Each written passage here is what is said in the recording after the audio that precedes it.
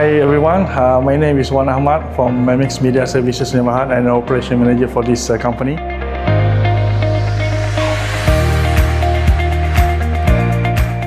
25 years ago, he founded the company to do cleanings. Cleaning means building cleaning, internal, external, pre-construction, post-construction, and also the cleaning for purpose of some events in corporate, warehouse, factories, and so on.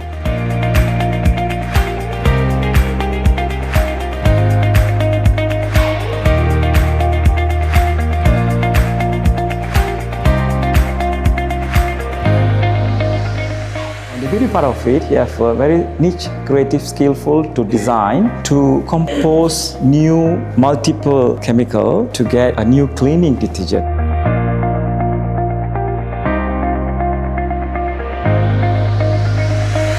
Saya Muhammad Faisal bin Ali. Saya bekerja di sini dah dekat masuk 2 tahun lah lebih kurang. Barang ni kualitinya agak baik